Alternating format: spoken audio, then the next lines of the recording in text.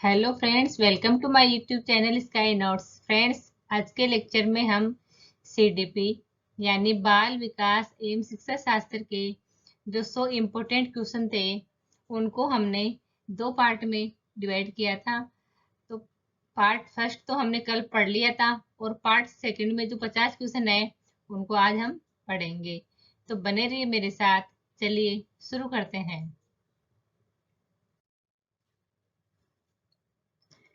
Question number 51, ले Vygotsky के अनुसार संज्ञानात्मक विकास का मूल कारण है। तो संज्ञानात्मक विकास का मूल कारण सामाजिक अन्योन्य क्रिया है, ऑप्शन ए।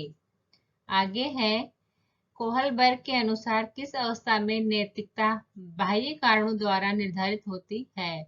तो पूर्व पारंपरिक अवस्था है, उसमें नैतिकता बाह्य कारणों के द्वारा निर्धारित होती है। आगे है क्वेश्चन नंबर 53, ले वाइगोत्स्की के अनुसार भाषिक विकास मानव चिंतन के स्वभाव को बदल देता है। ऑप्शन नंबर ए इसका आंसर है। क्वेश्चन नंबर 54, कोहलबर्ग के अनुसार शिक्षक बच्चों में नैतिक मूल्यों को विकास कर सकता है। नैतिक मुद्दों पर आधारित चर्चाओं में उन्हें शामिल करके बच्चों में नैतिक मूल्य का विकास कर सकता है एक शिक्षक। आगे है क्वेश्चन नंबर 55, ले वाइगोत्स्की के संरचना सिद्धांतों में दृढ़ विश्वास रखने वाले शिक्षक के नाते आप अपने बच्चों के आकलन के लिए निम्नलिखित में से किस विधि को वरीयता देंगे। तो सहयोगी प्रोजेक्ट विधि है, उसको बच्चों के आकलन के लिए वरीयता देंगे। आगे है क्वेश्चन नंबर 56, मनोवैज्ञानिक वाइगोत्स्की कहाँ के निवासी थे। तो ये रूस के थे, ऑप्शन नंबर बी। आगे है क्वेश्चन नंबर 57, वाइगोत्स्की की संस्कृति के अनुसार बच्चों की व्यक्तिगतवाद की संकल्पना स्पष्ट करती है कि बच्चे अपने ही कार्यों के निर्देशन के लिए भाषा का उपयोग करते हैं। ऑप्शन नंबर बी इसका आंसर है। आगे है क्वेश्चन नंबर 58, निम्नलिखित कथनों में से कौन सा वाइगोत्स्की के द्वारा प्रस्तावित विकास तथा अधिगम के बीच संबंध का सर्वश्रेष्ठ रूप में सार प्रस्तुत करता है। तो इसका आंसर है ऑप्शन नंबर सी, विकास प्रक्रिया अधिगम प्रक्रिया से पीछे रह जाती है। आगे है question number 59, zone of proximal development JDP का प्रत्यय किसने दिया था। तो ये वाइगोत्स्की के द्वारा दिया गया था।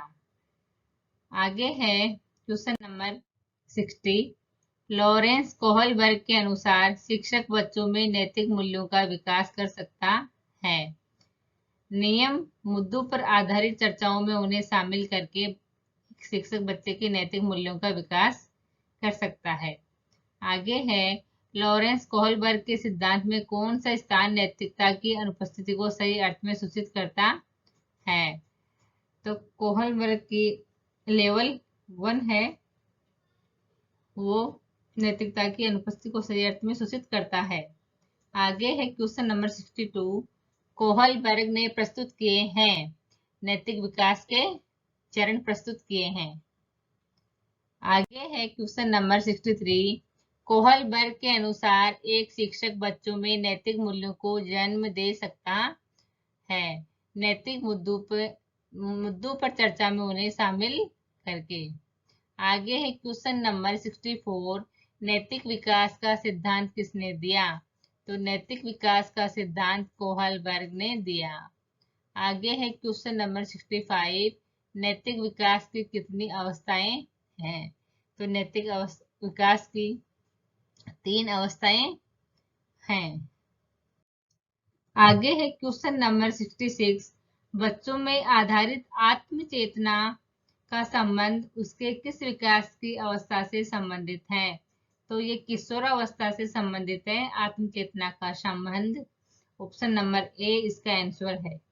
आगे है, निम्नलिखित में से कौन सा मूर्त क्रियात्मक अवस्था के प्रमुख कौशलों में से एक है। तो सुरक्षित रखने की योग्यता। आगे है क्वेश्चन नंबर 68। निम्नलिखित में से कौन सा पूर्व क्रियात्मक अवस्था काल के बच्चों को विशेषित करता है? इसका आंसर है ऑप्शन नंबर सी, विचारों की अनुत्क्रमणीयता क्रियात्मक अवस्था काल के बच्चों को विशेषित करती है। आगे है क्वेश्चन नंबर 69। जीन पियाजे के सिद्धांत का प्रमुख प्रस्ताव है कि ऑप्शन नंबर सी, बच्चों की सोच गुणात्मक रूप में वयस्कों से भिन्न होती है। ऑप्शन नंबर सी इसका आंसर है। आगे है क्वेश्चन नंबर 70। बच्चों के संज्ञानात्मक विकास के संदर्भ में निम्नलिखित में से कौन सी पियाजे की संरचना है? तो ऑप्शन नंबर सी स्कीमा है जो पियाजे की संरचना है। आगे है क्वेश्चन नंबर 71। निम्नलिखित में से कौन सी पूर्व संक्रियात्मक विचार की एक सीमा नहीं है? तो प्रतीकात्मक विचार का विकास ये पूर्व संक्रियात्मक विचार की एक सीमा नहीं है। आगे है क्वेश्चन नंबर 72।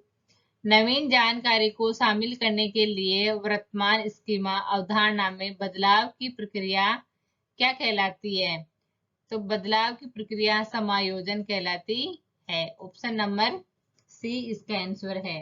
आगे है क्वेश्चन नंबर 73। पूर्व संक्रियात्मक काल में आने वाली संज्ञानात्मक योग्यता है। लक्ष्य उद्दिष्ट व्यवहार की योग्यता पूर्व संक्रियात्मक काल में आने वाली संज्ञानात्मक योग्यता है। आगे है क्वेश्चन नंबर 74। वाइगोत्स्की के सिद्धांत में विकास के निम्नलिखित में से कौन से पहलू की उपेक्षा होती है? तो जो वाइगोत्स्की का सिद्धांत है उसमें विकास के जो जैविक पहलू है उसकी उपेक्षा की गई है और ये सब पहलू वाइगोत्स्की के सिद्धांत में शामिल किए गए हैं। आगे है क्वेश्चन नंबर 75। एक कार्य के दौरान साइना स्वयं से बात कर रही है कि वह कार्य पर किस प्रकार प्रगति कर सकती है। ले वाइगोत्स्की की भाषा और चिंतन सोच के बारे में दिए गए विचारों के अनुसार इस तरह का व्यक्तिगत वाक्य क्या कहलाता है या क्या दर्शाता है? तो ये नियमन कहलाता है। ऑप्शन नंबर ए इसका आंसर है। आगे है क्वेश्चन नंबर 76। शिक्षक ने देखा कि रवि अकेले किसी समस्या को हल करने में सक्षम नहीं है, जबकि वह इसे आसानी से हल करता है जब उसके शिक्षक द्वारा उसे व्यक्तिगत सहायता प्रदान की जाती है। वाइगोत्स्की के विचार में इस प्रकार के समर्थन को क्या कहा जाता है? तो बच्चे की व्यक्तिगत सहायता की जा रही है यहाँ शिक्षक के द्वारा, तो इसको हम ढांचा या मचान कहेंगे। इंपॉर्टेंट क्वेश्चन है, सीटेट के एग्जाम में पूछा गया है क्वेश्चन और रीट के एग्जाम में भी पूछा गया है। आगे है क्वेश्चन नंबर 77। जिग्सा पहेली को करते समय 5 वर्ष की नजमा स्वयं से कहती है, नीला टुकड़ा कहाँ है? नहीं, यह वाला नहीं, गाढ़े रंग वाला जिससे यह जूता पूरा बन जाएगा। इस तरह की वार्ता को वाइगोत्स्की किस तरह की वार्ता से संबंधित करते हैं? तो यह है व्यक्तिगत वार्ता। वो खुद से बात कर रही है इसलिए व्यक्तिगत वार्ता है ये। ऑप्शन नंबर ए इसका आंसर है। Question number 78। लेव वाइगोत्स्की का सामाजिक सांस्कृतिक परिप्रेक्ष्य से अधिगम प्रक्रिया में के महत्व पर जोर देता है। तो ये सांस्कृतिक उपकरणों पर जोर देता है। ऑप्शन नंबर डी इसका आंसर है। आगे है क्वेश्चन नंबर 79। एक बच्चा पढ़ना सीखने के लिए संघर्ष कर रहा है। छात्रों के साथ काम करके यह सिखाना कि शब्दों का उच्चारण कैसे करें और अन्य शब्द पहचान रणनीतियों का उपयोग कैसे करें, इससे बच्चा पढ़ना सीखने में सक्षम होता है। उपरोक्त उदाहरण किस रचना को उजागर करता है? तो ये समीपस्थ विकास का जो क्षेत्र है उसकी रचना को उजागर करता है। ऑप्शन नंबर डी इसका आंसर सही है। आगे है वाइगोत्स्की के अनुसार समीपस्थ विकास का क्षेत्र है तो क्या है? ऑप्शन नंबर बी, बच्चा स्वतंत्र रूप से और सहायता के साथ क्या कर सकता है के बीच का अंतर है समयस्थ विकास का क्षेत्र। आगे है क्वेश्चन नंबर 21। निम्नलिखित में से कौन वाइगोत्स्की की सामाजिक सांस्कृतिक सिद्धांत के बारे में सच नहीं है? तो देखो ये ऑप्शन नंबर ए है, बच्चे उन कार्यों से बहुत कम सीखते हैं जिसे वे पहले ही स्वतंत्रता सहित कर चुके होते हैं। निकटवर्ती विकास का क्षेत्रीय संकल्पना जेडपीडी इसका एक हिस्सा है। यह संज्ञानात्मक विकास में सामाजिक सांस्कृतिक पर्यावरण की भूमिका पर जोर देता है। ये सब सामाजिक सांस्कृतिक सिद्धांत के बारे में सही है। और जो एक ये है ऑप्शन नंबर सी, यह संज्ञानात्मक विकास में भाषा के महत्व की उपेक्षा करता है। ये ऑप्शन गलत है इसमें, तो इसका आंसर हो जाएगा ऑप्शन नंबर सी। इसमें वो पूछा है कि सच नहीं है, तो इसका आंसर हो जाएगा ऑप्शन नंबर सी। आगे है क्वेश्चन नंबर 82। संज्ञानात्मक विकास का सिद्धांत किसने दिया?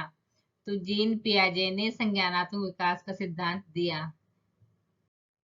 आगे है क्वेश्चन नंबर 83। निम्नलिखित में से कौन सी अवस्था संवेगों भाव की तीव्र अभिव्यक्ति की अवस्था है? तो जो किशोरावस्था है वो भावों की तीव्र अभिव्यक्ति की अवस्था है।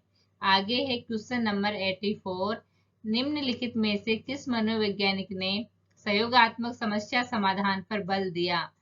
तो ले वाइगोत्स्की ने सहयोगात्मक समस्या समाधान पर बल दिया है।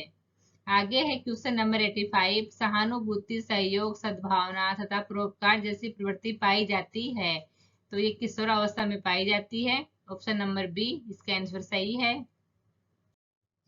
आगे है लॉरेंस कोहलबर्ग ने नैतिक विकास की अवस्था को कितने चरणों में विभाजित किया है? तो नैतिक विकास की जो अवस्था है उसको 3 चरणों में विभाजित किया है, तो ऑप्शन नंबर बी इसका आंसर सही हो जाएगा। आगे है 87 नंबर का क्वेश्चन। विचार न केवल भाषा को निर्धारित करते हैं बल्कि उसे आगे भी बढ़ाते हैं, यह विचार किसके द्वारा रखा गया है? तो यह विचार लेव वाइगोत्स्की के द्वारा रखा गया है। Option number C. आगे है क्वेश्चन नंबर 88। निम्नलिखित में से किस बच्चों की अंतःक्रियाओं को उनके विकास का मूल आधार माना जाता है? तो लेव वाइगोत्स्की को। आगे है क्वेश्चन नंबर 89। वाइगोत्स्की के अनुसार बाल्यावस्था के बाद किशोरावस्था में लिंग संबंधी चेतना तीव्र हो जाती है। ऑप्शन नंबर सी इसका आंसर है। आगे है क्वेश्चन नंबर 90। निर्माण और खोज का सिद्धांत निम्नलिखित में से किसने दिया? तो ये दिया था जीन पियाजे ने। ऑप्शन नंबर बी इसका आंसर हो जाएगा। आगे है क्वेश्चन नंबर 91। पियाजे थे क्या थे? वो एक मनोवैज्ञानिक थे, एक मनोवैज्ञानिक थे। Option number B. आगे है क्वेश्चन नंबर 92।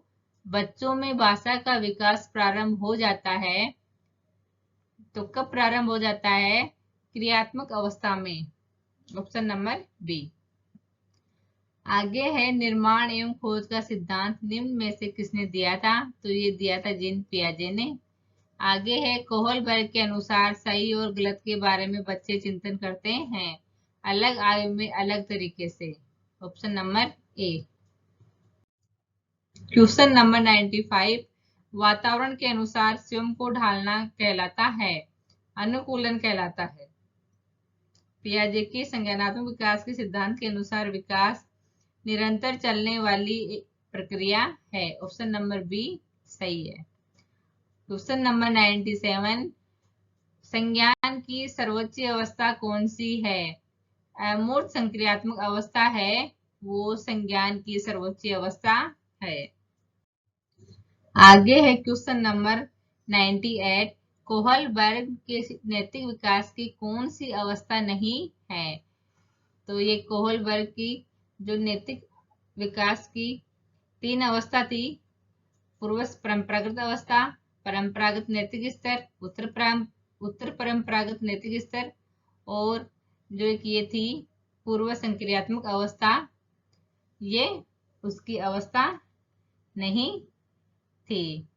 तो इसका आंसर हो जाएगा ऑप्शन नंबर डी, इसका आंसर हो जाएगा।